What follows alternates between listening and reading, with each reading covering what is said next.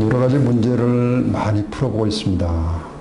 근데 유기농 기능사 경우는 전년도 이 앞에 나왔던 문제가 반복해서 계속 출제가 되고 있습니다. 방송을 들으시는 분들은 대부분이 그걸 느끼시라고 생각이 됩니다. 그래서 기출문제를 꼼꼼히 챙겨 듣는 것이 대단히 중요하다. 다시 한번 강조해 말씀을 드리면서, 자, 물에 의한 토양 침식 방지책으로서 가장 적당하지 않은 것은 침식을 방지를 해야 되겠죠. 유실이 되면 되지 않겠죠.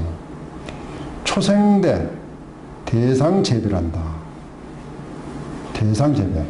띠를 갖다가 이렇게 어떤 산악지에 초생된 풀을 심는데 한 줄을 심고, 그 다음에 이 띠를 초생해서 여기도 풀 심고, 그럼 비가 왔을 경우 이게 씻겨 내려가는 것을 여기서 차단해 줄 수 있는 대상 재배, 띠 재배. 이건 바람직하죠. 그 다음에 토양 계량기를 시공한다. 입단 조성을 해가지고 이것이 수분 흡착력을 강화시키는 거. 지표면을 피복을 한다. 표토에다가 비닐을 깐다. 아니면 부초 재배. 이런 것을 하면은 침식을 막을 수가 있겠죠. 상하경 재배. 위의 강물에 의해서 직선적으로 상하경 그대로 빗물에서 치고 내려오면은 토양 유실이 많아지겠죠. 정답은 4번입니다.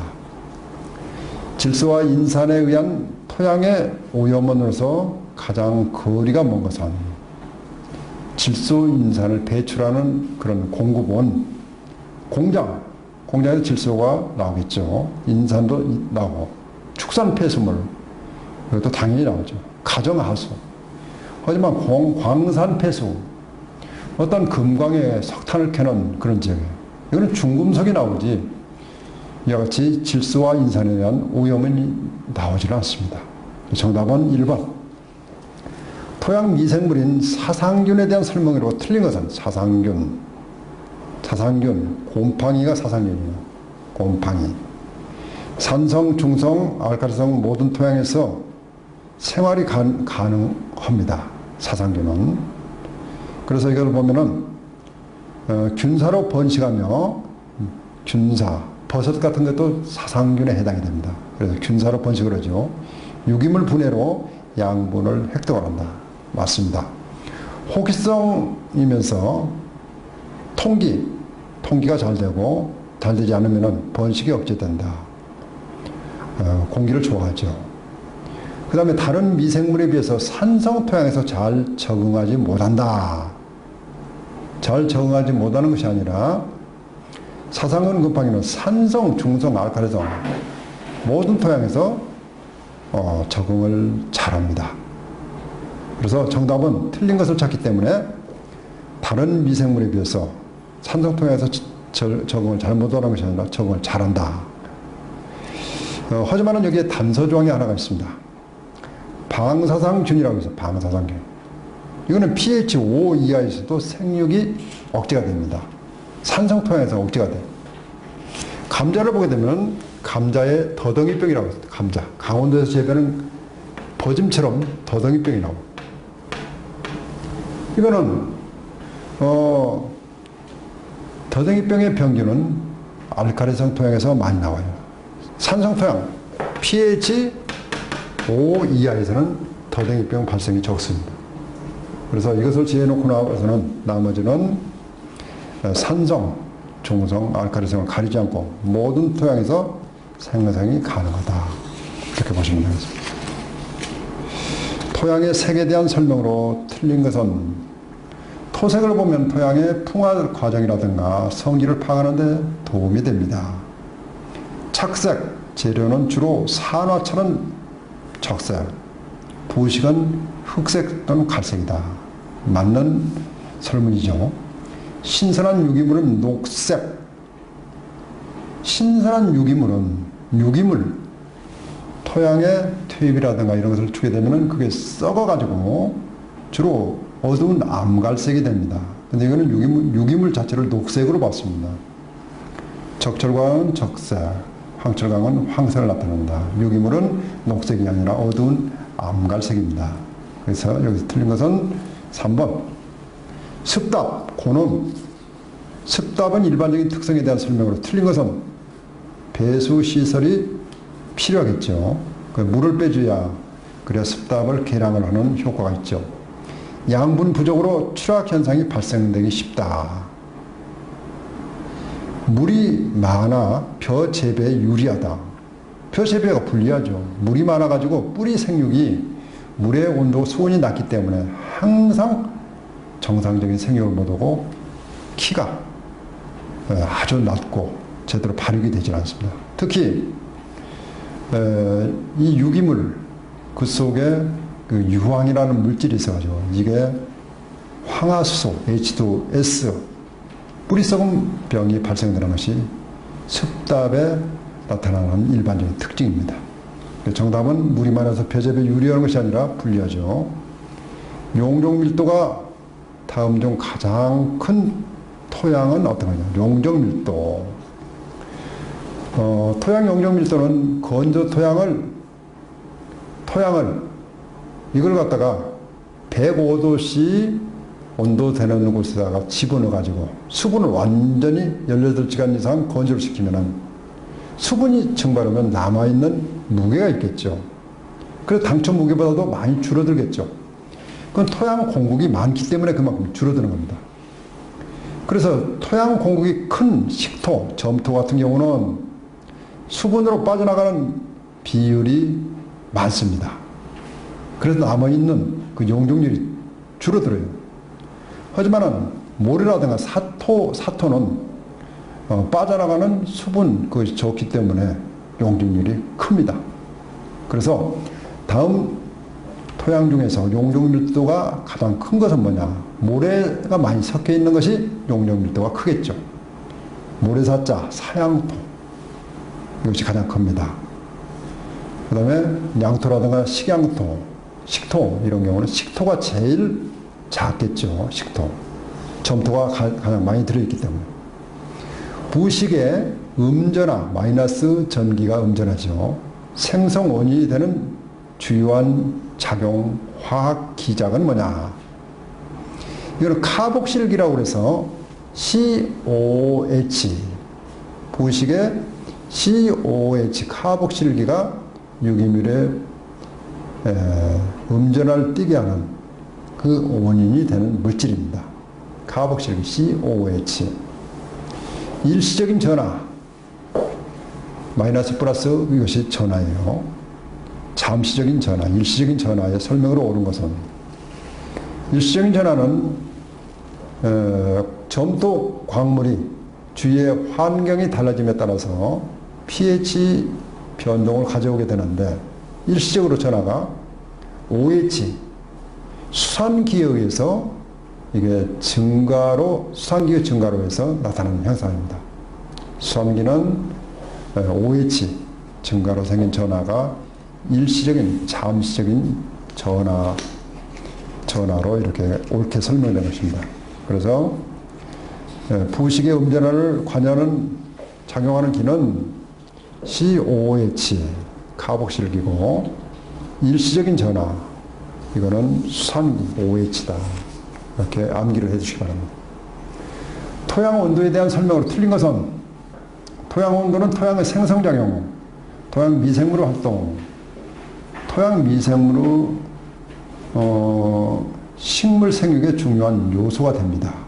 토양 온도가. 그래서 토양 온도가 높아야 식물의 뿌리가 그만큼 활력 있게 자랄 수가 있겠죠. 하지만 토양 온도는 토양 유기물의 분해 속도와 양에 미치는 영향이 매우 커서 열대 토양의 유기물 함량이 높은 이유가 된다. 그런데 토양 온도를 유기물 때문에 온도가 높아지는 것은 아닙니다. 열대 지방은 복사열, 태양열을 그만큼 많이 흡수가 돼가지고 적도 부근에 태양열을 그만큼 많이 흡수를 돼서 온도가 높아지는 거지. 유기물을 많이 시용하게 되면 오히려 토양 온도를 조절하는 그런 작용을 하기 때문에 토양 온도에 대한 설명으로 틀린 것은 바로 2번입니다. 개간지 토양의 일반적인 특징으로 옳은 것은 개간지 산을 갖다가 밭으로 개발을 했습니다. pH 산도가 높아서 밀양원소 결핍될 수가 있다. 맞습니다. 유효 인산의 농도가 낮은 척박한 토양이다. 유효 인산의 농도가 대단히 낮습니다. 유효 인산. 그래서 이것은 맞는 정답이고, 일본에 조금 전에 말씀 pH가 높아서가 아니라 pH가 낮아서 밀양원소 결핍될 수가 있다. 그렇기 때문에 이건 틀리지 않는 것이고, 두 번째, 유효 인산 농도가 낮은 척박한 토양이다. 인산 농도가 낮기 때문에 밭토양, 특히 개간지의 경우는 일반 숙전의 밭토양보다도 인산을 훨씬 많은 양을 주어야 됩니다. 토양의 지력을 증진시키는 방법이 아닌 것은 초생재배로 지력을 증진시킨다. 풀을 재배하면은 뿌리에 의해서 뿌리가 썩기 때문에 지력이 높아질 수가 있습니다. 완숙 대비를 시행한다. 토양 미생물을 증진시킨다. 생톱밥을 넣어서 지력을 증진시킨다. 생톱밥에는 유기물 성분이 아니라 톱밥에 셀룰로스, 헤미셀룰로스, 리그닌이라는 미분해성 물질이 다량 존재하고 있습니다. 그래서 이들은 지력을 증진하는 것하고는 거리가 가장 멉니다. 생톱밥을 넣어서는 안 되겠죠. 유기복합 비료의 중량이 25kg, 복합 비료가 25kg입니다. 성분량이 NPK가 22대 22대 11일 때 질소 중에 들어있는 비료량은 얼마냐? 자, 복합 비료에서 보면은 복합 비료에 22-11이다. 맨 먼저 나온 것은 질소입니다. 질소. 두 번째 나온 것은 인산. 세 번째가 칼륨. 만약 이게 11이다, 20이다. 그러면 전체 비료 중에 11%가 질소가 들어있다. 인산이 22%가 들어있다.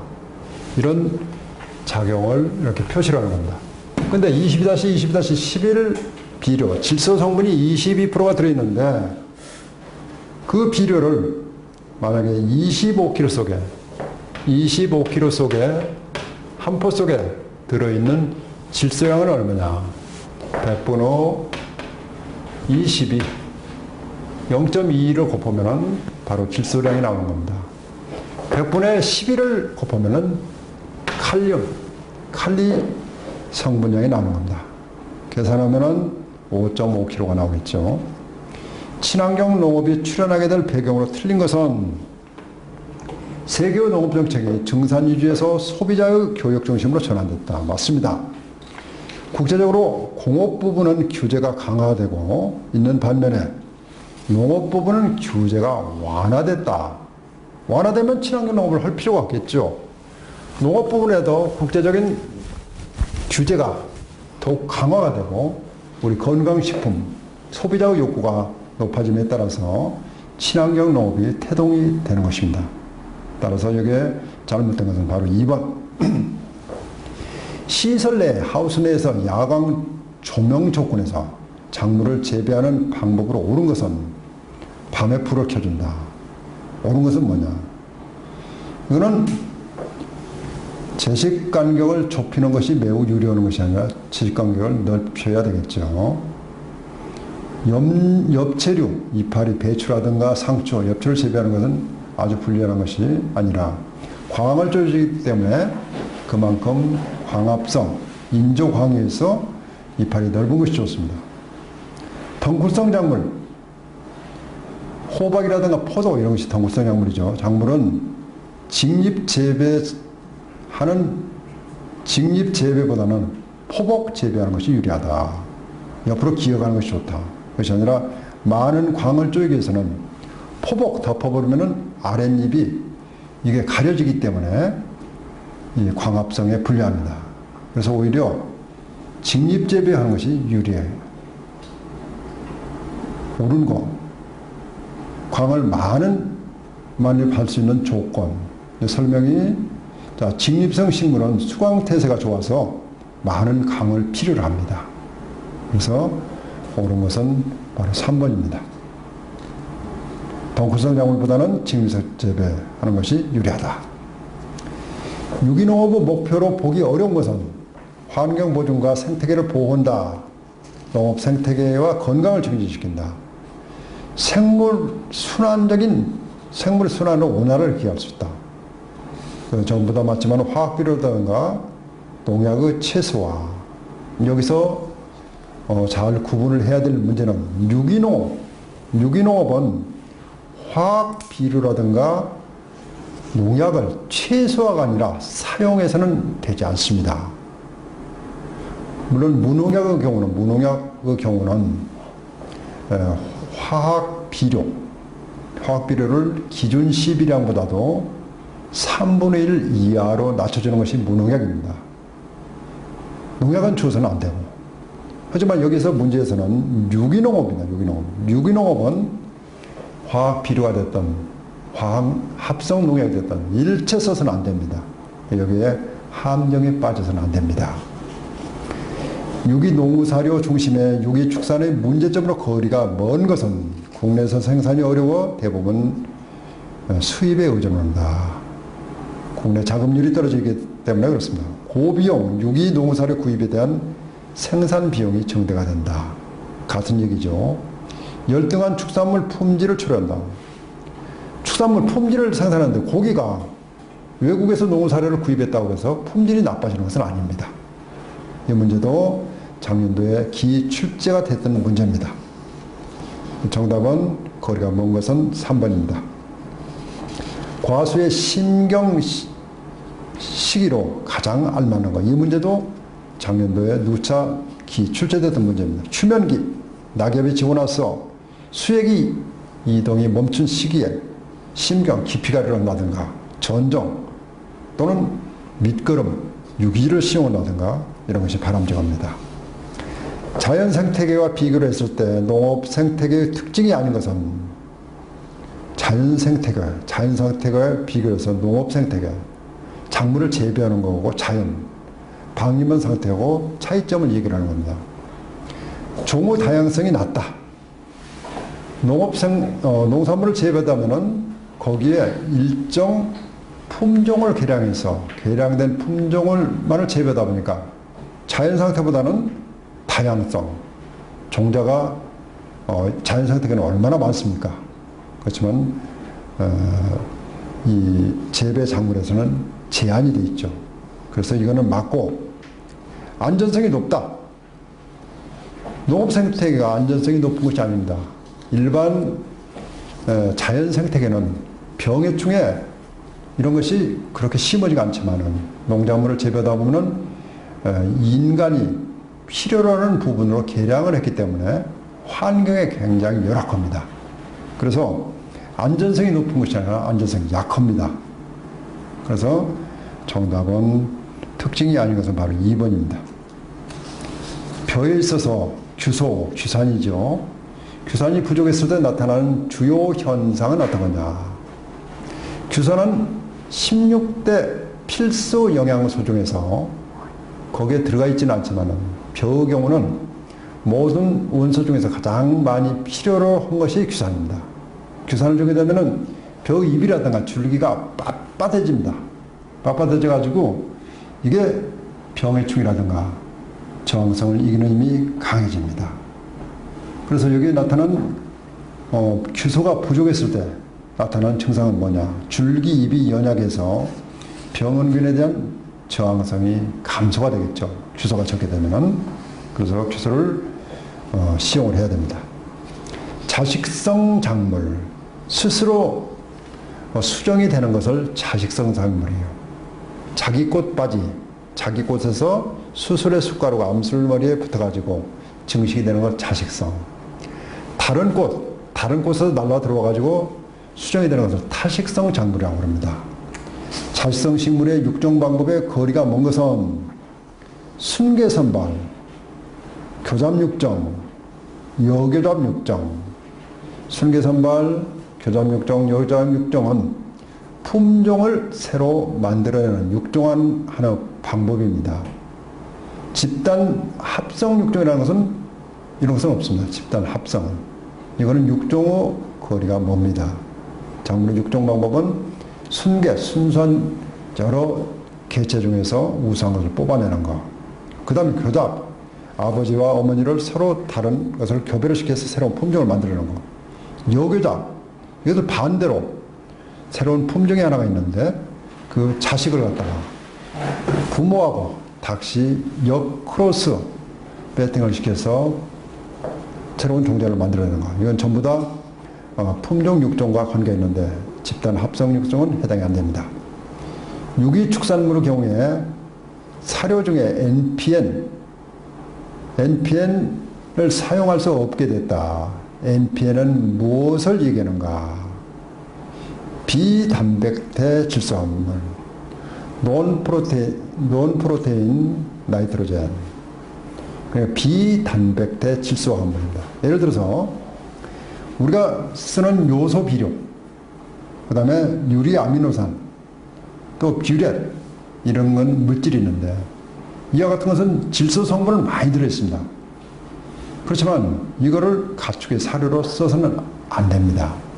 그래서 유기축산에서는 비단백대 질소 화합물 이걸 갖다가 써서는 안 됩니다. NPN, 논프로테인 나이트로젠, 그 약자이기 때문에 이거는 비단백대 질소 화합물에 해당이 됩니다. TDN, Total Digestible Nutrients, 가소화 양분 총량입니다. TDN.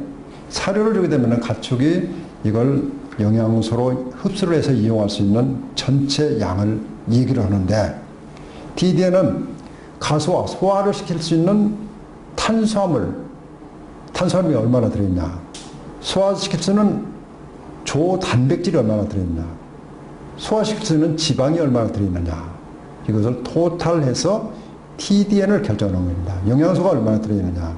그래서 영양소 소화율이 가장 여기에 합당한 문항입니다. 종자갱신을 하여야 할 이유로 적당하지 않는 것은 자연구자비에서 종자가 퇴화가 됐다, 돌연변이에 의해서 퇴화가 됐다, 재배 중 다른 계통이 이형 종자가 들어와서 퇴화가 됐다, 전부 다 해당이 되지만은 토양의 산성하고는 종자갱신하고는 전혀 관계가 없습니다. 벼의 유묘부터 생장 단계별로 진행 순서가 바르게 된 거, 유묘기, 젖을 먹는 시기를 유묘기라고 그러죠. 그래서 유묘기, 그 다음에 모내기를 하면은 모내기 하는 것을 이양기라고 해요. 이양기. 어린 묘를, 모를 이양하는 거. 그 다음에 모를 심게 되면 이게 활짝, 뿌리가 내려야 되겠죠. 활짝기. 뿌리가 내리고 나서는 유효분원. 앞으로 성장이 돼가지고 이삭이 나오는 것을 유효분원. 이삭이 나오지 않고 볕대만 서 있는 거, 그 무효분원이라고 그래요. 무효분원은 필요가 없겠죠. 여기서 단계, 2번에 보면은 유묘기, 이양기, 활짝기, 유효분원기. 친환경 농산물에 해당되지 않는 것은 친환경 농산물은 유기농산물, 무농약 농산물, 무항생제 축산물, 이런 건 친환경 농산물입니다. 하지만은 천연 농산물, 무공해 농산물, 이런 것은 유기농산물로 범위에 들어가지 않습니다. 일반 시중에서 이와 같은 비슷한 용어들을 쓰고 있는데 여기에 현혹이 돼서는 안 될 것입니다. 하나 또는 몇 개의 병원균과 해충에 대해서 대항할 수 있는 기지의 능력을 뭐라고 하는가? 기지의 능력. 대항할 수 있는 것은 이 저항성이죠. 저항성. 저항력, 저항성. 자극을 쉽게 받아들이는 것을 민감성이라고, 민감성. 이로 인해서 병이 발생되게 되겠죠. 그 병을 갖다 회피하는 성질이 병회피성 또는 저항성. 그 다음에 병에 잘 걸리는 병균을 받아들이는 것을 이병성이라고 해요.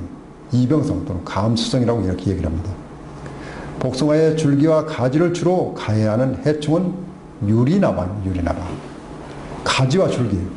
복숭아의 열매를 먹는 것이 아니라 줄기 속에 구멍을 뚫고 파고 들어가 되면은 양분 공급이 원활히 이루어지질 않습니다. 복숭아가 말라 죽게 되겠죠. 유리나방은